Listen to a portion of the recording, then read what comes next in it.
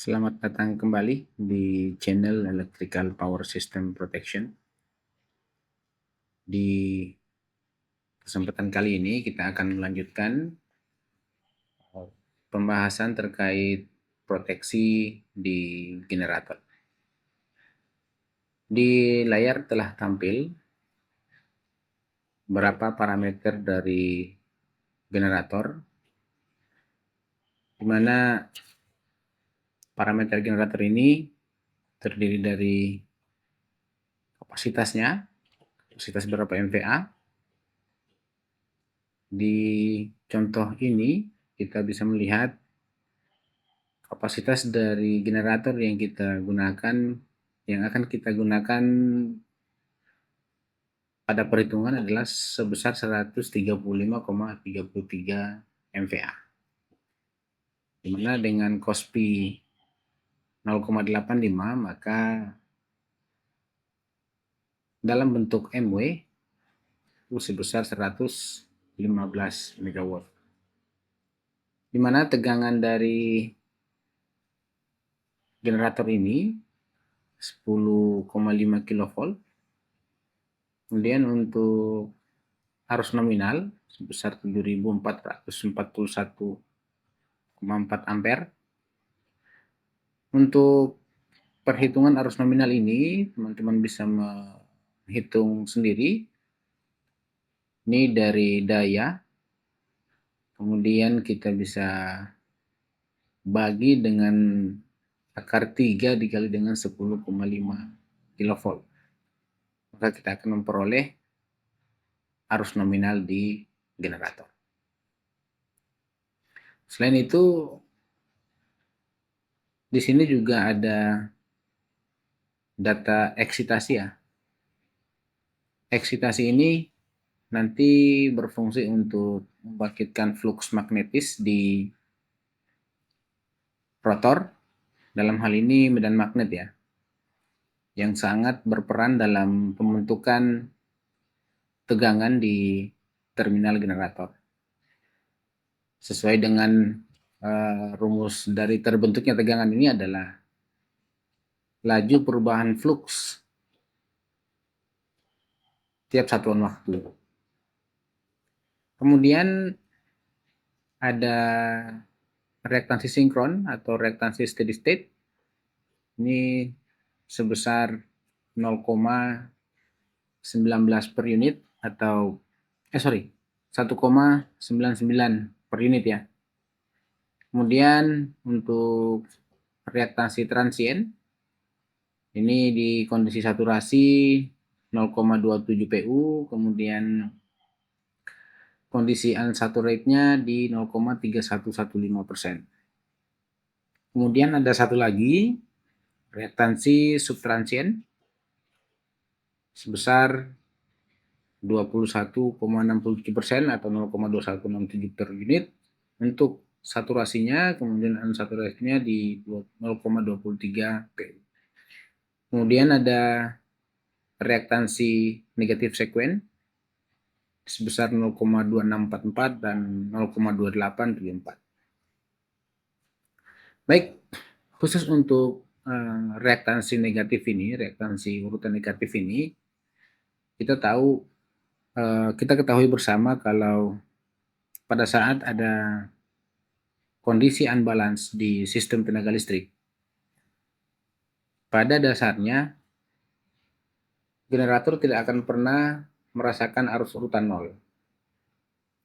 Ini khusus untuk generator yang terhubung dengan trafo generatornya ya, dimana biasanya generator yang terhubung langsung dengan belitan trafo itu delta, itu untuk sisi LV-nya, kemudian pada saat ditransformasi ke level tegangan tinggi itu di belitan Y, biasanya yang merasakan arus urutan 0 ini hanya di trafo sisi HV-nya. Sementara untuk urutan 0 di generator tidak akan pernah dirasakan. Namun, jika teman-teman melihat kembali materi-materi yang sudah pernah ditampilkan di YouTube ini, channel ini, itu untuk kondisi unbalance atau gangguan satu fasa ke tanah, maupun gangguan dua fasa ke tanah, itu 3 komponen urutan yang muncul di besaran sistem tenaga listrik ya. Ada urutan negatif dan urutan nol. Namun untuk gangguan di transmisi maupun distribusi, gangguan satu fasa ke tanah ini tidak akan pernah dirasakan di generator untuk urutan nol. Namun dia hanya merasakan arus urutan negatif. Apa dampak dari komponen urutan negatif atau arus urutan negatif yang terjadi di generator? Itu adalah rotor generator akan merasakan flux 2 kali lebih besar dari flux stator, flux yang dibangkitkan oleh stator pada saat dibebani. Dampaknya apa? Rotor itu bisa meleleh karena panas. Jadi proteksi urutan negatif itu di generator sangat penting ya. Di beberapa literatur itu disebutkan kalau standar arus urutan negatif itu maksimum di 8% ya untuk generator. Baik, kita lanjut.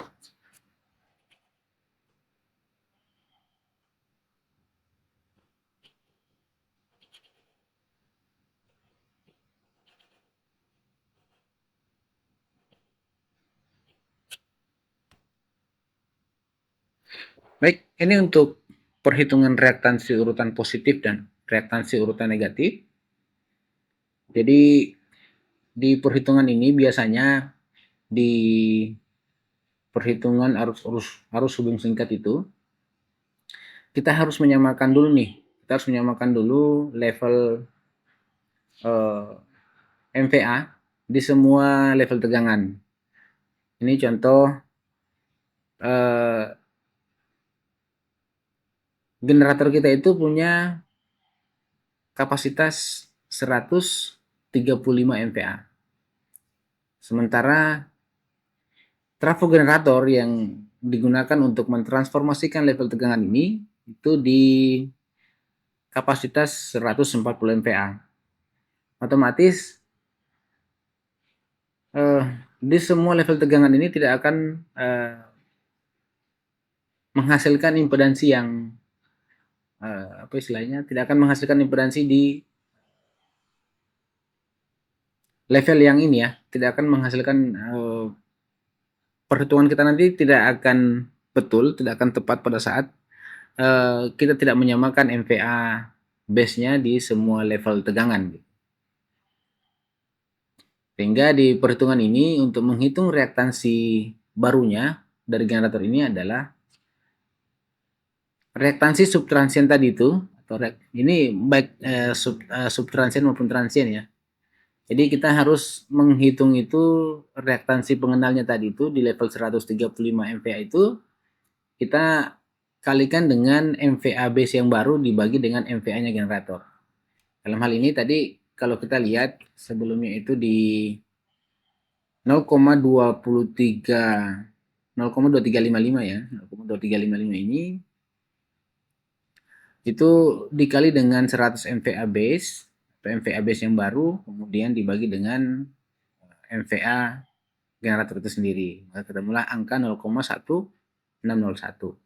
Demikian pula untuk reaktansi urutan negatifnya, itu kita harus konversi dengan ke nilai yang baru, karena untuk angka yang baru ini kita perlukan untuk perhitungan ke semua level tegangan.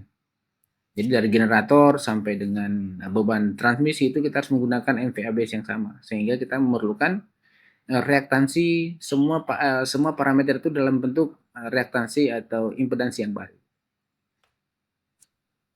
Oke, kita lanjut. Ini trafonya. Jadi kita punya trafo ada kapasitasnya di 140 MVA. Kemudian untuk impedansi short circuitnya, teman-teman bisa lihat di sini di 13,87%. Kemudian impedansi urutan nolnya di 22,3. ohm ya. Ini untuk rate current-nya ini, rate current di sisi LV dan sisi HV, ini sisi HP-nya ini ya. Sisi HP-nya itu di 538,9 ampere. Ini untuk perhitungannya sama ya. Perhitungannya sama, menggunakan MVA dibagi dengan daya dikali dengan akar 3. Oke, untuk ini mungkin kita bisa simulasi di sini ya, menghitung bebannya. Tadi MVA-nya, MVA trafanya ini 140. Kemudian level tegangan HP ini 150 kV. Kemudian untuk sisi LV ini di 10,5. Dari mana 10,5? Karena 10,5 ini level tegangan di output generator. Oke, kita coba ini juga ya, sekalian hitung generatornya ya. MVA generator, ini MVA trafo ya. Ini kemudian arus nominal generator. Oke, kita lihat. Kita coba hitung ya. Arus nominalnya ini sama dengan ini arus nominalnya.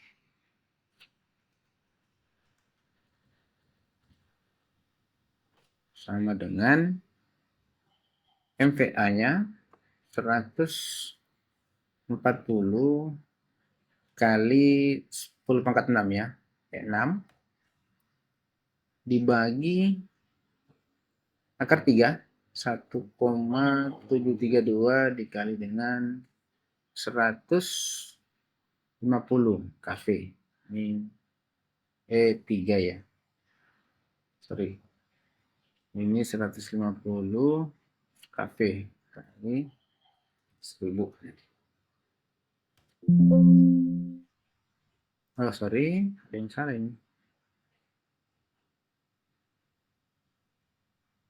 Ini berarti 140 langsung aja kali 1 juta ya. 2, 3, 4, 5, 6. Oke, kita lihat ini 538 ya untuk MVA trafonya itu nominalnya itu di 538 ampere. Ini kita coba copy rumusnya. Ini kemudian sisi LV-nya ya, ini kita lihat sisi LV-nya di 7.698 ya, 7.698 kita lihat 538 dan 7.698 ini ya, 7.698 dengan 538,9. Jadi untuk metode perhitungannya ya sama kayak ini ya, dari mana angka arus nominal tadi ya, dari rumus ini tadi. Jadi MVA-nya dibagi dengan tegangan, level tegangan masing-masing sisi, baik primer maupun sekunder. Oke, kita coba lihat di sisi generatornya ya. Tadi generatornya itu ada di 135,33 MVA dengan level tegangan 10,5. Maka menghasilkan arus itu di arus nominalnya di 7.441. Kita lihat 135,33 MVA, maka level tegangannya sama ya, level tegangannya itu di 10,5, maka arusnya itu adalah, ini hapus saja ya, ini level tegangan outputnya itu sama 10,5 kV. Oke, maka arus nominalnya dia adalah MVA-nya ini dikali juta ya, dibagi 1,732 dikali dengan 10,5 kali 1000. Oke, kita dapat angka ini ya, 7.441,438. Oke, seperti itu untuk memperoleh arus nominal ya. Kemudian kita lanjut untuk parameter trafo auxiliary. Nah, ini trafo auxiliary ini adalah trafo yang digunakan untuk penggunaan internal di pembangkitan ya.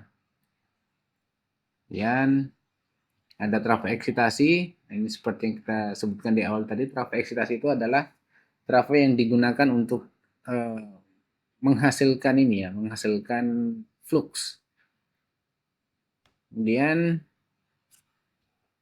karena bahasan kita pada kali ini itu adalah proteksi diferensial, maka beberapa hal yang perlu kita ketahui ya. Jadi ada generator yang terhubung langsung dengan beban.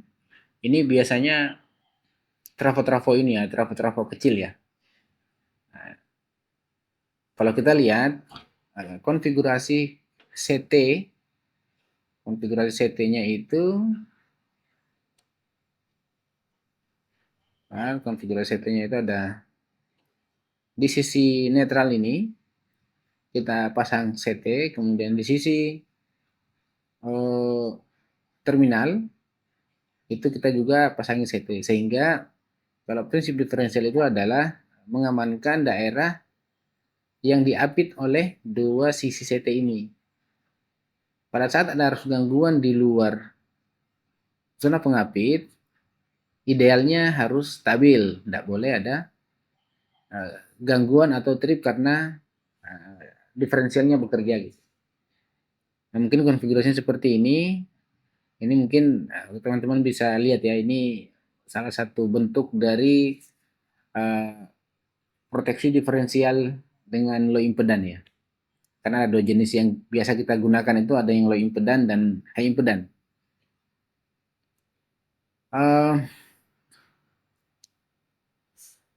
Untuk low impedan ini biasa kita kenal dengan ini ya, differential bias. Ini di relay-relay numerik atau relay yang paling banyak kita gunakan saat ini ya, kita gunakan yang bias ini. Perhitungannya itu ya sudah dilakukan dengan algoritma gitu. Sementara untuk high impedan atau impedansi tinggi, ini biasanya menggunakan rangkaian sekunder set, itu kita konfigurasi lagi, rekonfigurasi lagi ya. Kemudian ada satu lagi itu untuk generator yang terhubung dengan trafo generatornya. Nah, di penggunaan di trafo generator ini biasanya itu untuk yang memiliki kapasitas yang ini ya, lebih besar ya.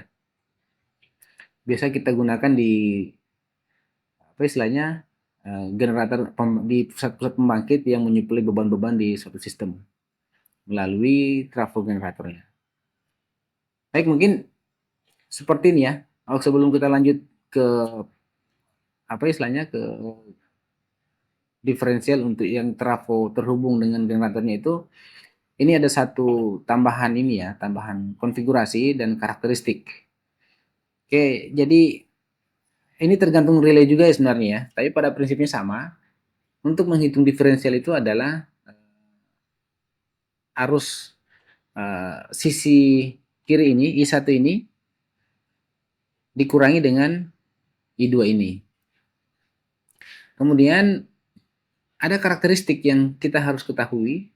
Ini karakteristik IS1 ini merupakan berapa level diferensialnya, berapa level diff yang kita akan terapkan settingan situ ya.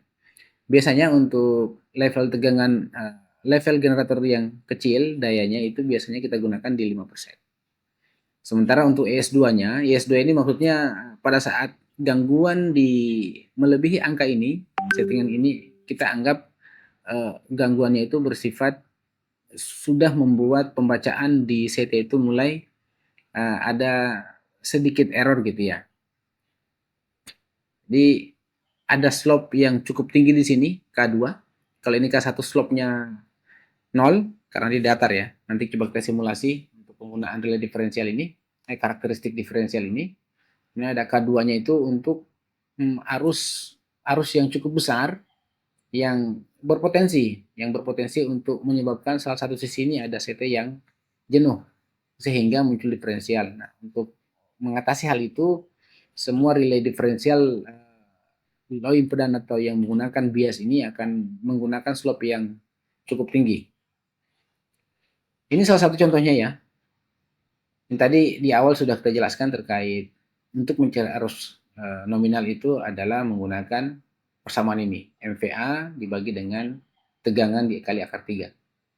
Nah, untuk setting di awal ini, untuk setting yang low impedance untuk eh, generator dengan kapasitas kecil ini sesuai dengan rekomendasi dari beberapa pabrikan itu di 5%. Kemudian slope-nya 0 dan settingan S2-nya ini, S2 yang ini batas dari breakdown-nya, bukan breakdown sebenarnya ya.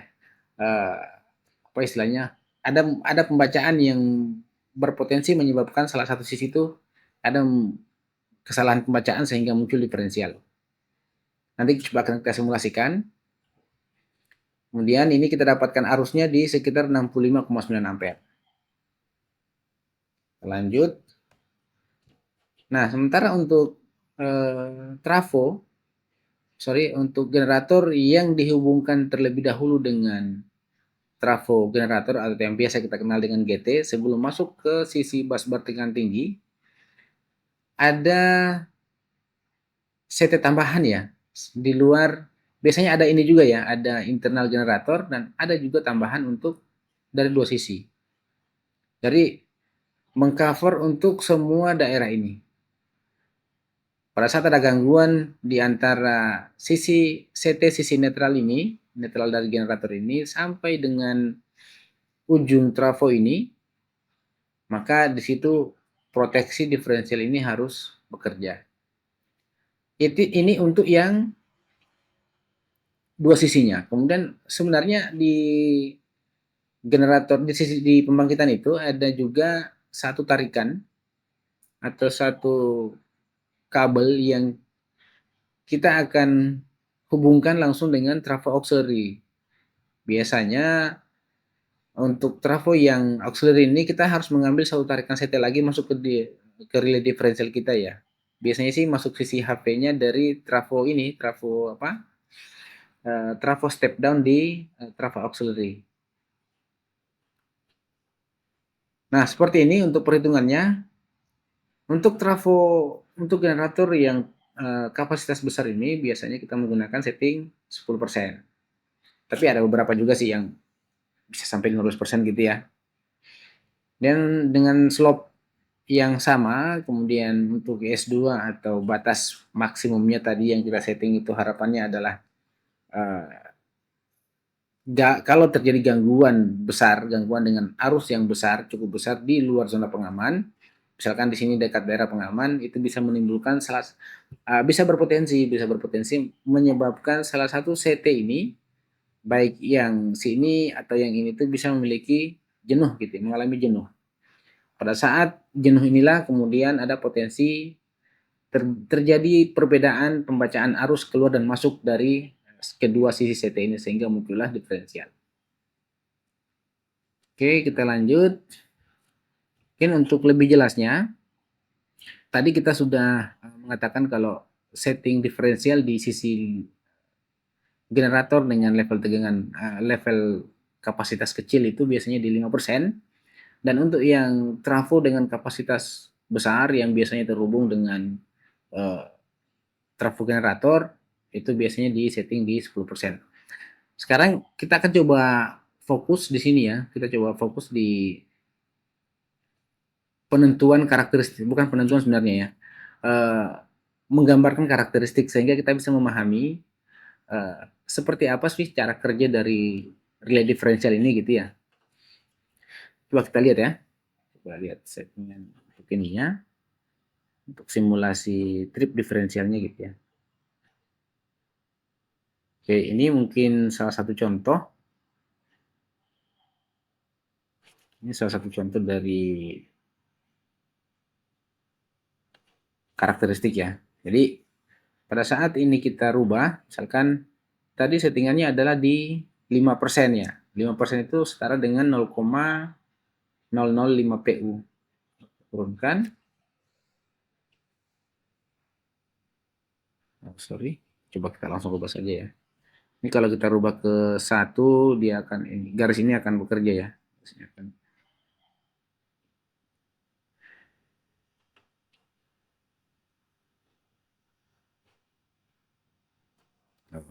Kayak gini aja. Nah, ini berubah ya 1% di sini. Nah, ini belum 1% tadi.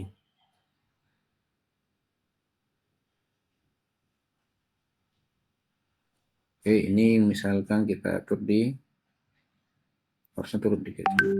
0,05 ya. Kita lihat ada pergerakan dari batas karakteristik ini ya. Karakteristik inilah yang menggambarkan kalau terjadi perbedaan arus, pembacaan arus di antara sisi pengapit ini, di antara dua sisi pengapit, itu bisa memicu munculnya diferensial. Jadi, ini kita bisa lihat, di setting diferensial 0,38, tadi 0,05 ya. Sepertinya tidak bisa 0,05 ini.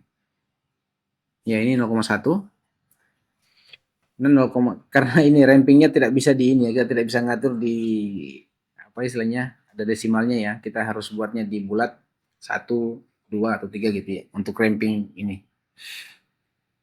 Nah, untuk slope-nya ini, untuk slope yang ini, slope itu artinya kemiringan ini ya. Apakah kita berasumsi pada saat dari 0 sampai dengan 0 atau beban ya, pada saat bebannya itu dari 0, sekian sampai dengan 2 ini, atau kita turunkan jadi jangan 2 ya, di 1%, 1 PU aja ya. 1 PU, maka karakteristiknya akan sini nih. Kemudian kita atur kemiringannya. Nah, kalau kemiringan 100%, maka miringnya dari sini nih. Tapi kalau kita misalkan turunkan misalkan di 10% gitu ya, miringnya tidak terlalu, ya ini bukan ini ya, miring tapi tidak terjal, tidak landai juga sebenarnya. Tapi untuk yang dari 1 ke nilai maksimum yang kita harapkan misalkan di 20 kali dari arus nominal, maka slope-nya seperti ini nih, akan terjal. Kalau kita turunkan slope-nya ini, misalkan di 70%, maka garis yang ini, garis yang warna orange miring ini akan turun. Seperti ini ya, menggambarkan karakteristik dari diferensial. Nah, seperti apa pola kerjanya? Jadi pada saat ada terjadi perbedaan ini ya, terjadi perbedaan atau diferensial, maka akan muncul diff di situ ya. Ini kita lihat di sini ada beban di sini ya, ada beban 1 yang garis warna merah ini. Nah, ini akan bekerja pada saat garis merah ini, yang titik merah ini berada di atas garis ini. Jadi semua area tripnya itu daerah sini. Di bawah sini dianggap sebagai beban biasa. Dan kenapa ini miring?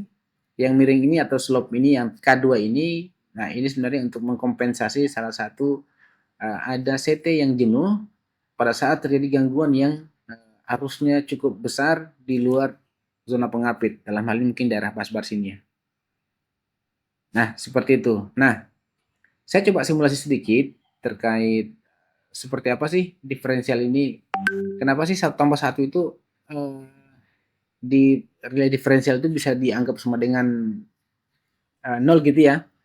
1 tambah 1 sama dengan 0, bukan sama dengan 2. Oke, misalkan ya saya coba simulasikan pembacaan sisi primer itu 10 ampere gitu ya.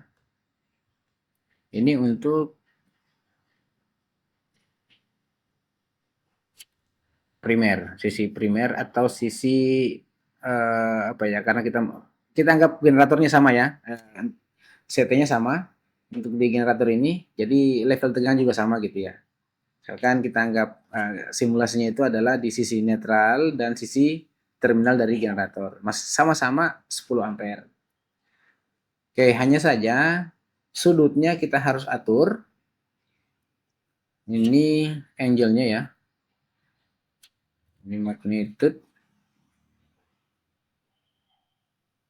Ini angle-nya ya. Oke, ini kita anggap, ya kita simulasi satu aja ya, 0 derajat. Kemudian sisi ini primer atau sisi netral. Kemudian di sini tuh ada sisi terminal, atau taruhlah di sini sisi HP-nya generator ya. Ini HP-nya si trafo gitu. Kak, untuk penggunaan ini magnitudenya sama-sama 10 ampere. Namun sudutnya harus berubah, harus berbeda 180 derajat. Kenapa 180 derajat? Karena pola pemasangan CT itu P1 maupun P2-nya harus sama-sama mengarah. P2 itu harus diarahkan ke objek yang kita lindungi. Itu konfigurasi wajib ya. Konfigurasi wajib dari CT proteksi yang kita gunakan untuk relay diferensial itu harus P2-nya itu harus mengarah ke arah objek yang kita lindungi. Sementara P1-nya itu harus mengarah ke busbar atau sumber. Sama halnya di sisi CT yang kita ambil dari sisi sini nih. Si P2 itu harus mengarah ke dalam, ke objek yang kita lindungi. Baik, sehingga dari sini terjadi perbedaan pembacaan dari sisi CTHV dan CT sisi terminal atau sisi generator maupun CT di sisi trafo HP ini yang arahnya harus berbeda 180 derajat. Nanti kita lihat ya perbedaannya kenapa apa dampaknya pada saat sama-sama 0 derajat atau polaritas yang kita tarik ke dalam relay proteksi itu terbalik. Ya, kita coba hitung dulu ya. Ini coba kita real imaginernya dulu ya. Real imaginer kompleks. Ini juga real imaginer kompleks. Ini untuk khusus yang primer 10 dikali kosinus radian 0 derajat. Untuk imajinernya sama dengan 10 dikali sinus radian 0 derajat. Kompleksnya kompleks real, imajiner. Nah, sekarang ini untuk yang sisi netral. CT yang terbaca di sisi netral.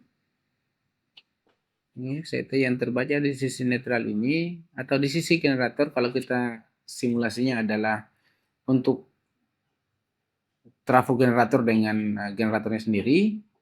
Nah, kita bisa lihat ya, ini bilang kompleksnya 10 ya. Kemudian kita ngitung yang ini lagi nih. Kita hitung untuk yang sisi CT yang terpasang di sisi HV trafo generator atau di sisi terminalnya generator gitu ya. Terlihat ini sama-sama 10 ampere, hanya saja untuk rel ini untuk yang sisi ini karena polaritas CT kita balik, P2-nya menghadap ke objek yang kita lindungi, dalam hal ini trafo atau generatornya sendiri, maka dia harus dibuat sebut 180 derajat. Harusnya 180 derajat. Dikali kosinus untuk relnya ya. Radian 180 derajat.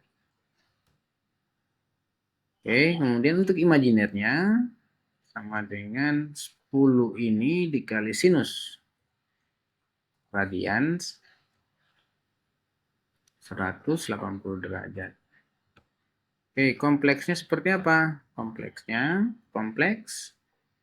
ini ini koma imajiner. Nah, kita akan coba menghitung diferensialnya nih. Div itu merupakan hasil penjumlahan antara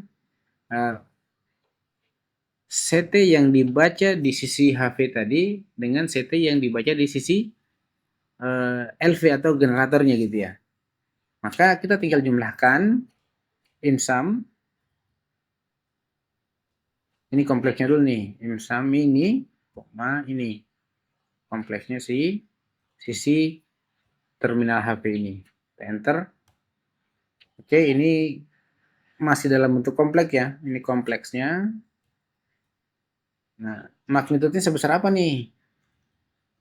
Magnitud. Maka magnitudenya ini sama dengan IM APS IM absolut kompleksnya diferensial.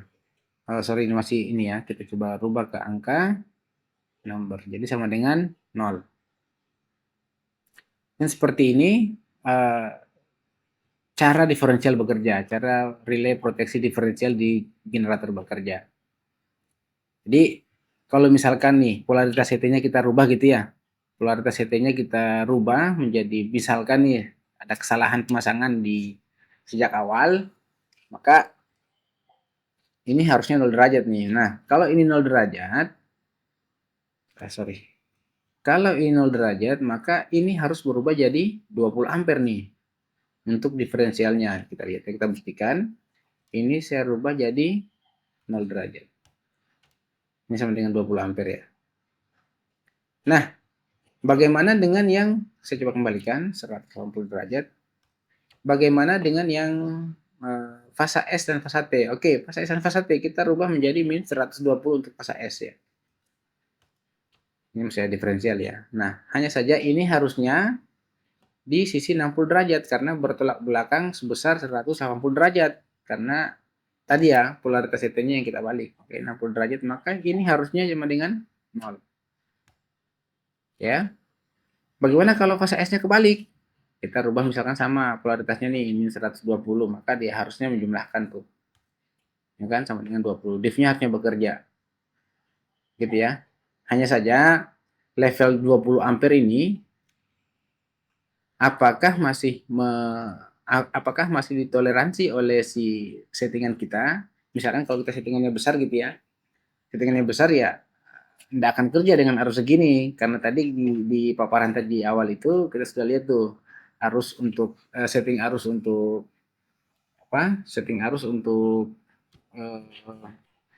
diferensial generator yang terhubung dengan generator itu cukup tinggi gitu ya. Generator yang dihubung dengan trafo generator itu lumayan tinggi, 10% dari arus nominal tadi gitu. Sekitar 700 ampere. Jadi arus segini nggak akan pernah kerja. Nah, kalau misalkan salah satu sisi CT-nya ini kita anggap normal, misalkan. Oh, sorry, satu lagi ya, 120 derajat untuk fasa T ya. 120 fasa T artinya ini di 120 tambah 180, 300 derajat ya. Ini sama dengan 0 nih.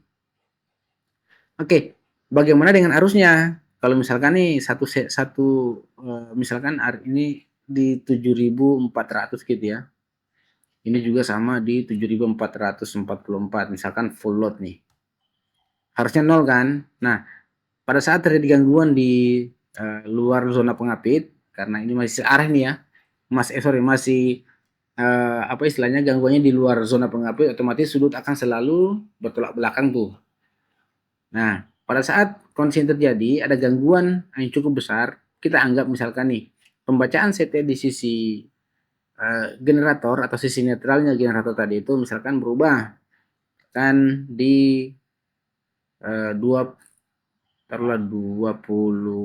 entah 15 KA aja ya, 15 KA, 15.000. Nah, ini harusnya di 15.000 juga nih, cuma karena selisih pembacaan ini karena diferensialnya ada nih ya. Karena istilahnya seolah-olah ada CT jenuh di sisi, kita anggap ada jenuh di sisi HV generator, maka misal nih tidak maksimum di 15 KA tapi di lebih rendah dari 15 KA gitu ya. dan di sisi 14.500 pembacaannya gitu ya.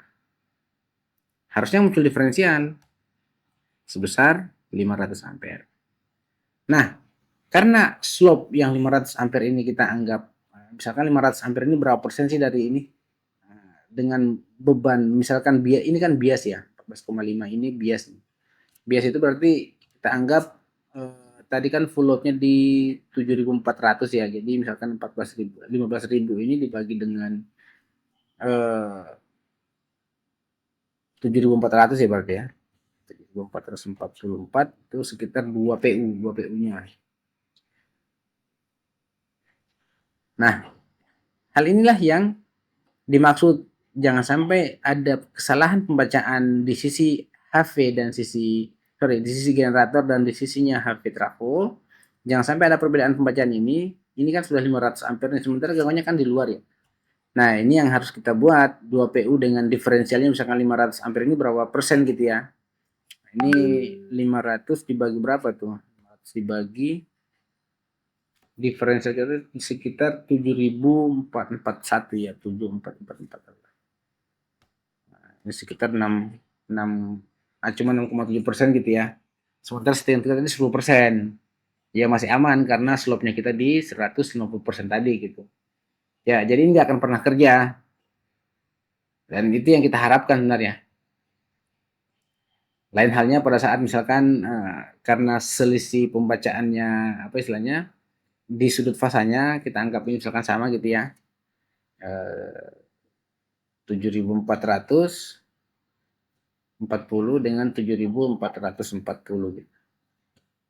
Ini tanpa gangguan pun di arus full load dengan selisih pembacaan misalkan selisihnya di sini ya, di CT-nya sendiri yang terbalik, maka diferensialnya sudah 14K. Pasti ini kerja nih, 14K. Nah, garis ini harusnya naik ke sini nih, garis apa istilahnya beban ini akan naik ke atas kurva karakteristik kita. Oke, mungkin untuk tahap pertama, untuk bagian kedua proteksi generator ini saya hanya akan membahas masalah proteksi diferensial generator karena ini merupakan salah satu proteksi utama di diferensial ya. Di generator. Dia harus bekerja instan untuk mengamankan belitan stator, jangan sampai ada masalah karena ini sangat mendasar ya. Generator itu dibangkitkan dari flux magnetis tadi itu yang memotong belitan stator, yang kemudian belitan stator ini menghasilkan tegangan. Begitu kita lalu apa istilahnya loop dengan beban, maka akan muncul arus ya. Nah, stator sangat berperan penting di sini. Meskipun memang nggak cuma stator ya, ada rotor juga, kemudian ada eksitasi yang menghasilkan flux magnetis di rotor, kemudian ada prime movernya. Ya semua penting, semua penting. Hanya saja pembahasan kita kali ini adalah masalah diferensial. Mungkin demikian, mungkin untuk proteksi generator yang part 2 ini kita akan bahas di kesempatan berikutnya untuk proteksi-proteksi yang lainnya. Kita masih punya perkara untuk proteksi di generator, kemudian ada hilang eksitasi, kemudian apa istilahnya out of step ya atau pole slip-nya. Nah, itu yang nanti kita akan bahas karena semuanya terkait impedansi. Baik, mungkin demikian yang dapat kami sampaikan ya untuk materi kali ini. Sampai berjumpa lagi di kesempatan berikutnya. Terima kasih.